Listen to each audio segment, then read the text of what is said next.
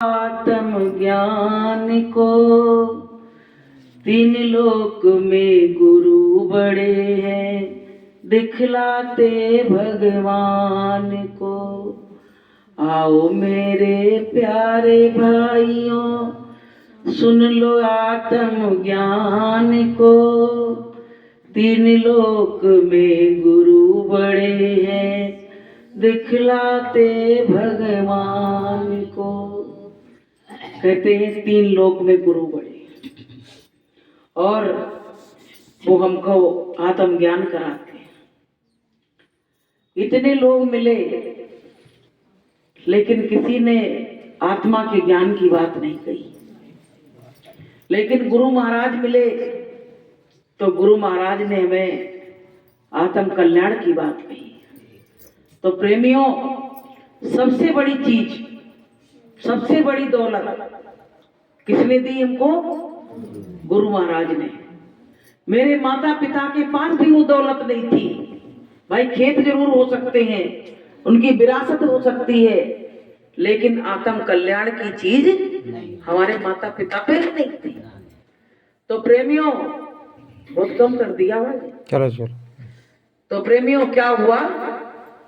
वो चीज गुरु महाराज ने दी जो देने में जरा सी झिझक नहीं लगी कि हम जैसे पागलों को, जो किसी लायक नहीं थे, अब उन लोगों को बुला के और ऐसी चीज दी कि गुरु ने मोहे दीनी अजब जड़ी। गुरु ने मोहे दीनी अजब जड़ी। गुरु ने मोहे दीनी अजब जड़ी। स्वामी ने मोहे दीनी अजब जड़ी। यही जड़ी मोहे प्यारी लागे। यही जड़ी मोहे प्यारी लागे। अमृत रसन भरी गुरु ने मोहे दीनी अजब जड़ी।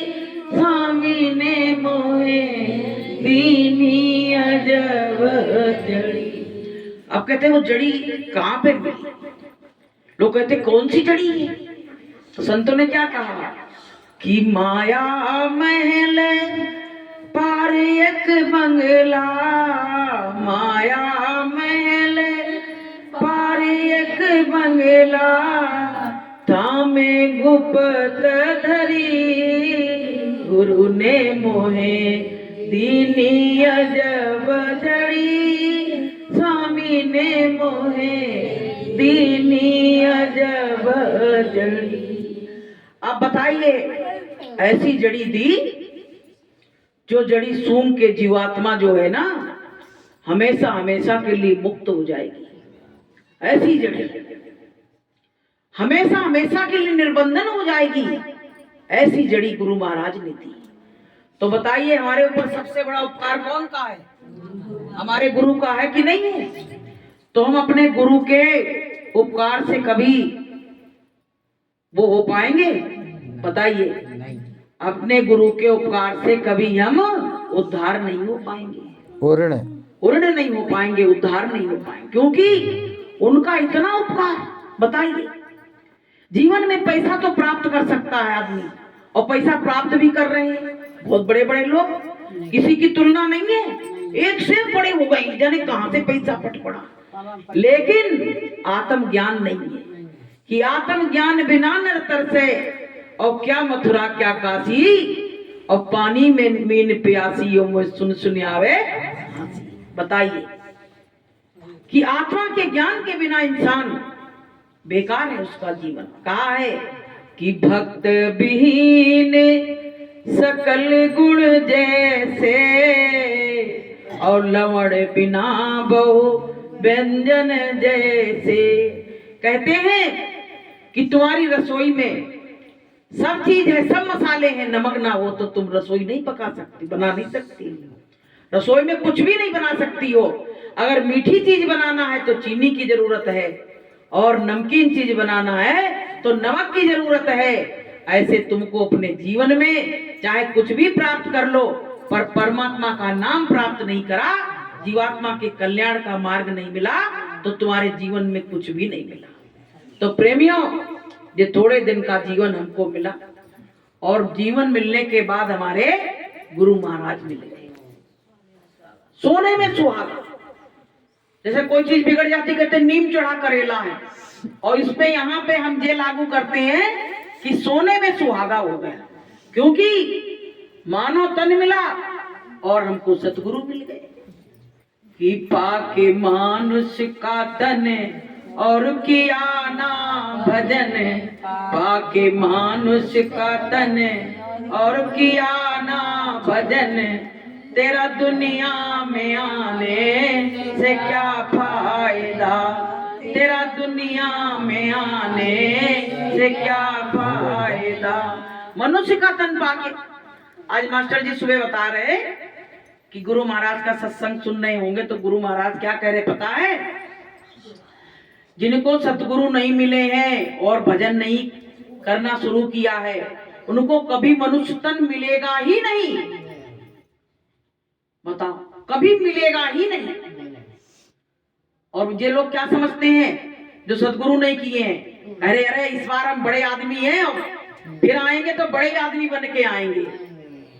तो पता संतों ने क्या कहा है, कबीर साहब ने इसके ऊपर बहुत बढ़िया चर्चा की है कि कुछ सोच समझ अभिमानी रे, चदरिया पुरानी हो गई, कुछ सोच समझ अभिमानी रे, चदरिया पुरानी हो गई, ये तो बिसयन में लिपटानी रे, चदरिया पुरानी हो गई, ये तो बिसयन में लिपटानी रे, चदरिया पुरानी हो गई, कुछ सोच समझ अभिमानी रे, चदरिया पुरानी हो गई।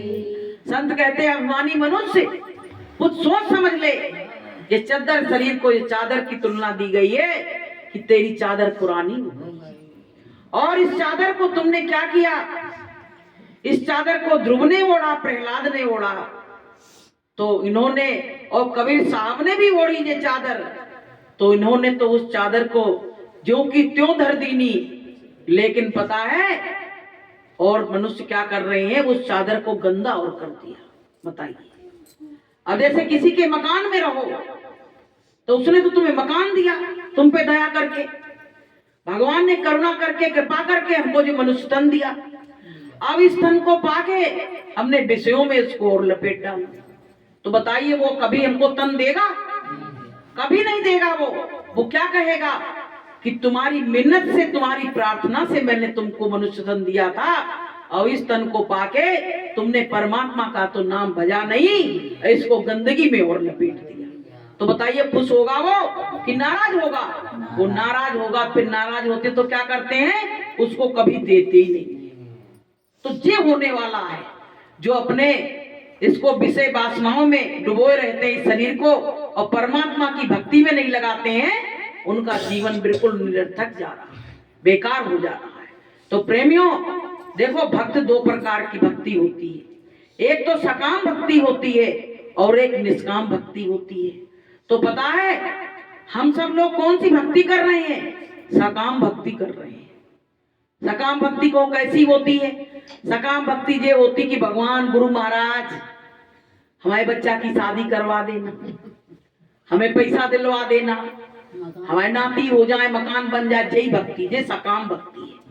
जब दुर्योधन और अर्जुन भगवान के पास गए थे, जब युद्ध होना था, तो पता है भगवान के पास जब गए तो दुर्योधन कौन सी भक्ति से गया था? सकाम भक्ति से। और अर्जुन कौन सी भक्ति से गए थे? निष्काम भक्ति से। तो जब वहां गए, भगवान सो रहे थे, तो क्या किया, जब कोई मांगने वाला याचक होता है तो उसको क्या करते हैं, वो जमीन में बैठता है, पैरों के पास बैठता है। लेकिन दुर्योधन अहंकार के कारण जाके भगवान के सिराने बैठ गए। बताइए, नॉर्मल इंसान के पास कोई ऐसे सिराने नहीं बैठेगा, वो तो भगवान थे। अब क्या हुआ, थोड़ी देर के बाद अर्जुन आए, तो अर्जुन पैरों के पास बैठ गए। जब अर्जुन बैठ गए, जब भगवान की आंख खुली, तो जब आंख खुलती है तो जो पैरों के पास वही तो दिखेगा, जो मूड पे सवार वो तो दिखेगा नहीं। अब भैया भगवान ने अर्जुन से कहा, अर्जुन कैसे आए? तो दुर्योधन उठ के खड़े हो गए, अरे मैं पहले आया था। तो भगवान ने क्या कहा, तुम आए होगे पहले, लेकिन हमने आंख खोलते ही मैंने सबसे पहले अर्जुन को देखा। तो प्रेमियों कहा है कि छोटा हो सो प्रभु का होई, और जात पात पूछे नहीं कोई। तो भगवान ने अर्जुन से कहा, भाई क्या चाहते हो? तो बोले वो युद्ध होने वाला है, बिगुल बज चुका है, तो मैं आपसे कुछ मंत्रणा करने के लिए आए। अब भैया जब बोले क्या चाहते हो, तो बोले कि हमारे पास तो भगवान ने कहा कुछ है नहीं, मैं तो निहत्था हूं और मेरे पास कुछ है नहीं, और जो सेना है। तो ये उठ के दुर्योधन खड़ा हो गया, कहने लगा कहीं ये सेना जो है वो कहीं ये ना ले ले, और सबसे पहले भगवान ने इससे मांगने को कहा, कहीं मांग ना ले। तो देखिए सकाम भक्ति और निष्काम भक्ति का भेद बता रहे, समझो। तो अर्जुन ने क्या कहा कि हमको वो नारायणी सेना नहीं चाहिए, हमको तो केवल आपकी जरूरत है। तो भगवान ने कहा, तुमको मेरी क्या जरूरत, मैं क्या करूंगा? अरे नहीं, आप मेरे साथ रहोगे ना, तू साथ है हमारे, किस बात की कमी है? जिसके साथ परमात्मा रहता है उसको कोई चीज की कमी नहीं रहती है। इंसान तो सेना में लड़ाई होगी तो मर जाएंगे, लेकिन परमात्मा क्या मरने वाला है? वो तो अजर अमर अविनाशी है, वो कभी मरने वाला नहीं है। तो बोले भगवान बोले तुम मुझको ले जाकर क्या करोगे? मैं लड़ाई कर नहीं पाऊंगा। अरे तो तुम ऐसा करना कि मेरा रथ हाँकना। बताइए, मेरा रथ हाँकना। तो भगवान ने इसके ऊपर कहा है कि मैं निज भक्तन हाथ बिकाऊं। भगवान ने कहा है कि मैं अपने भक्तों के हाथ से बिक जाता हूं। बताइए कैसे बिकते हैं? प्रेम में, प्रेम में बिकते हैं कि मैं निज भक्तन हाथ बिकाऊं, रथ हाँकूं पद चापूं। बताइए, रथ हाँकूं और पद चापूं। पद चापूं मतलब क्या समझ रहे हो? जब सुदामा जी भगवान के पास गए थे तो उन्होंने उनको अपने हाथों से उनके पैरों को धुलाया था, है? और भिलनी के झूठे बेर खाऊं, मैं निज भक्तन हाथ बिकाऊं। भगवान ने कह दिया। तो प्रेमियों, भक्ति हो तो इसी तरह की हो। उन्होंने भगवान को मांगा तो देखिए वो हारे क्या? वो हारे। तो प्रेमियों, ऐसे ही हम भी अपने जीवन में केवल कहें कि मेरा गुरु मेरे साथ हो तो मुझको किसी चीज की कमी नहीं है। तो सत्य बात आपको यहाँ से बता रहे मन से, आपके जीवन में कभी कोई कमी आएगी भी नहीं। बोलिए प्रेम से। ये विश्वास, ये भरोसा अगर मेरे हृदय में बैठ जाए ना तो बारे न्यारे हो जाएंगे, बारे न्यारे हो जाएंगे। आज एक लड़का सुबह आया था आगरा से, सत्संगी था, इतनी अच्छी उसकी बातें, कम एज का लड़का, और बातें सुनो क्या कह रहा पता है? हम तो बस यही कहते हैं गुरु महाराज, अपना जो हाथ पकड़ा है पकड़ाया वो छोड़ना नहीं। अपना जो हाथ हमको पकड़ाया है बस वो नहीं छोड़ना, चाहे मेरी संपत्ति चली जाए, मेरा परिवार बिखर जाए, मेरा कुछ भी हो जाए, मेरे धैर्य को बनाए रखना। और ये चीज बस अपना हाथ मेरे हाथ में पकड़ाए रखना। अगर आपका हाथ छूट गया तो मैं खो जाऊंगा संसार में, फिर से वही बन जाऊंगा। और रोने लगा, इतनी बात कह के और रोने लगा। तो प्रेमियों, भक्तों की कमी नहीं है। तुम मिसाल कौन कौन की दोगे? आजकल के बच्चे विषय वासनाओं में लिप्त हैं और ऐसे बच्चे इस तरह की बात करते हैं। तो प्रेमियों, ये क्या है? ये माता पिता के संस्कार है। देखो, अगर आपका खेत अच्छा है, आपके खेत में बीज जो डाला जाता वो भी अच्छा है, तो आपकी फसल कहां से खराब होगी? समझने की बात है, खराब होगी। बहुत घरों में लोग कहते हैं बच्चे बिगड़े जा रहे हैं, बच्चे बिगड़े जा रहे। नहीं, अगर संस्कारवान, देखो सुनीति थी तो उसने अपने बच्चे को, ध्रुव को, कौन सा पाठ पढ़ाया था? प्रेम का पाठ पढ़ाया, परमात्मा से मिलन का पाठ पढ़ाया।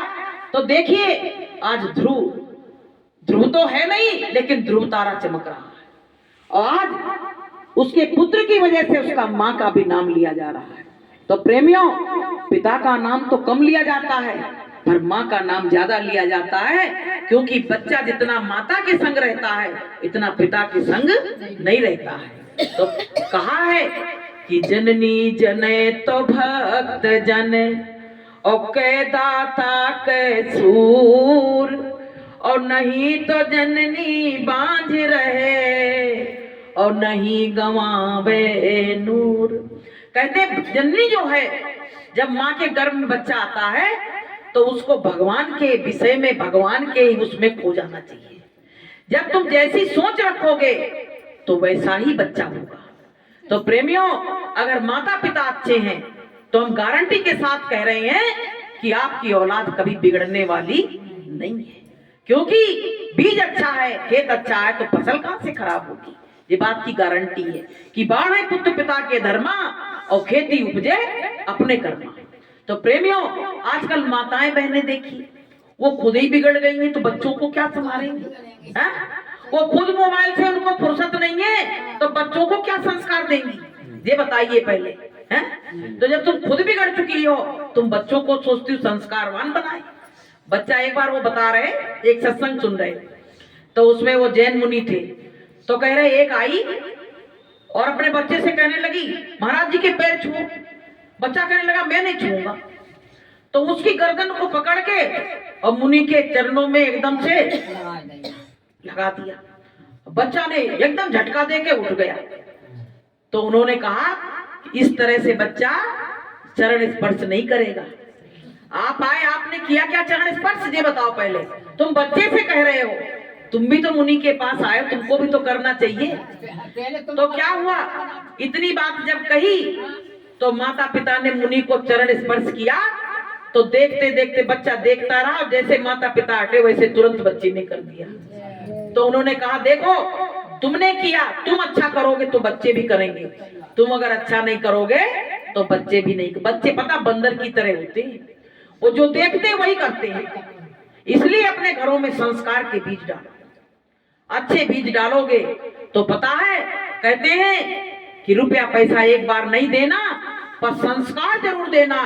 रुपया पैसा तो खत्म हो जाएगा, उस समय लगेगा कि हमको पैसा नहीं दिया, रुपया नहीं दिया, लेकिन अगर संस्कार नहीं दिया तो पता है, कहते जिस खेत में पानी नहीं डालो तो फसलें नष्ट हो जाती हैं, और जिसको संस्कार नहीं दिए जाते हैं उसकी नस्लें नष्ट हो जाती हैं।